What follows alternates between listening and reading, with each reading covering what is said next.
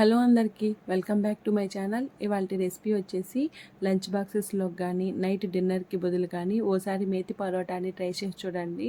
చాలా రుచిగా ఉంటుంది, అలాగే చాలా సాఫ్ట్గా వస్తాయి.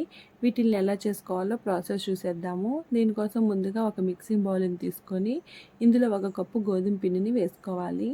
అలాగే 1 టేబుల్ స్పూన్ శనగపిండిని వేసుకోవాలి. శనగపిండి వేసుకోవడం వల్ల ఈ పరోటాలు చాలా రుచిగా వస్తాయండి. అలాగే 2 కారం గల పచ్చిమిర్చి, 1 ఇంచ్ అల్లంని ముక్కలుగా కట్ చేసి తీసుకోవాలి. 2 వెల్లుల్లి రెబ్బల్ని వేసుకొని వీటన్నిటిని కచ్చాపచ్చాగా దంచుకొని వేసుకోవాలి.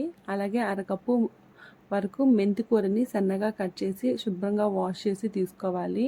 రుచికి తగ్గట్టు 1 table spoon salt, 1/2 table spoon పసుపు, 1 టేబుల్ స్పూన్ కారం, 3 టేబుల్ స్పూన్ల వరకు పెరుగు, అలాగే 1/2 టేబుల్ స్పూన్ వాముని చేతిలో వేసుకొని క్రష్ చేసి వేసుకోవాలి.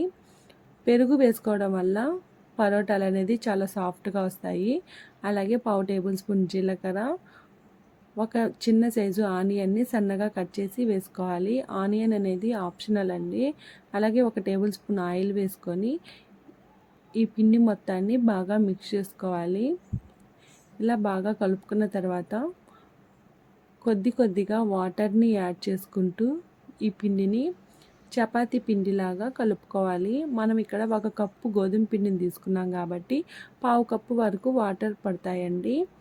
ఇలా కొద్దిగా యాడ్ చేసుకుంటూ పిండిని కలుపుకోవాలి. ఒకేసారి యాడ్ చేస్తే పిండి లూజ్ అయిపోయే ఛాన్సెస్ ఉంటాయండి. ఇలా బాగా మిక్స్ చేసుకున్న తర్వాత ఈ పిండి పైన 1 టేబుల్ స్పూన్ వరకు ఆయిల్ని వేసుకొని వీడియో క్లిప్లో చూపించే విధంగా పిండి మొత్తానికి ఈ ఆయిల్ని అప్లై చేసుకోవాలి. ఇప్పుడు మూత ఉంచి ఈ పిండిని 10 మినిట్స్ పాటు పక్కకు ఉంచేయాలి.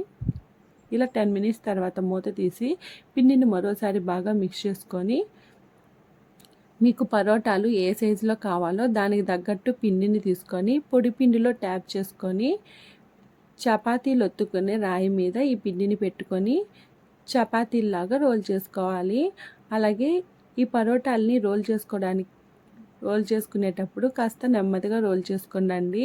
మనం ఆనియన్స్ వేసాం కాబట్టి విరిగిపోయే ఛాన్సెస్ ఉంటుంది. ఇలా మరీ చపాతీలాగా సన్నగా రోల్ చేసుకోకూడదండి, కాస్త మందంగానే రోల్ చేసుకోవాలి. మీకు ఈ పరోటాలు లేయర్స్గా కావాలనుకున్నట్లయితేను 4 లేయర్స్గా ఫోల్డ్ చేసుకొని మళ్ళీ పిండిని అప్లై చేసుకొని చపాతీలాగా రోల్ చేసుకోవాలి. మీకు షేప్ అనేది రౌండ్గా రాకపోతే ఏదైనా బాక్స్ ఉంటుంది కదండి క్యాపు, ఆ బాక్స్ క్యాప్ని ఆ పిండి మీద పెట్టుకొని కాస్త ప్రెస్ చేసినట్లయితేను ఎక్స్ట్రా పిండి అంతా తీసేసుకుంటే రౌండ్ షేప్లో వస్తుంది.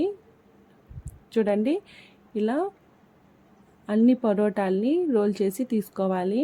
మీరు ఒక్కో పరోటాని రోల్ చేసుకుంటూ పరోటాలు కూడా కాల్చుకోవచ్చండి. నేనైతే ఇక్కడ అన్నిటినీ రోల్ చేసుకొని ఒక ప్లేట్లో తీసుకొని కాల్చుకుంటున్నాను. అలాగే ఈ పరోటాలని రోల్ చేసుకున్న తర్వాత ఈ పరోటాల పైన ఉన్న పొడి పిండిని వేళ్ళతో తుడిచేయాలండి.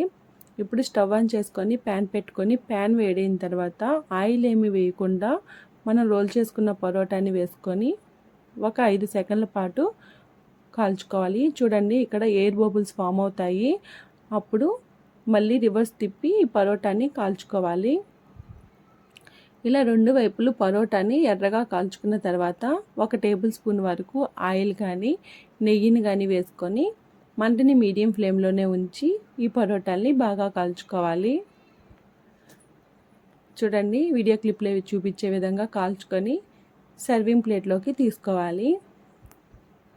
అదేవిధంగా రిమైనింగ్ పరోటాలని కూడా ఆయిల్ ఏమీ యాడ్ చేయకుండా ఒక 5 సెకండ్ల పాటు ఎయిర్ బబుల్స్ వచ్చే వరకు కాల్చుకొని మళ్ళీ రివర్స్ తిప్పి కాల్చుకోవాలి.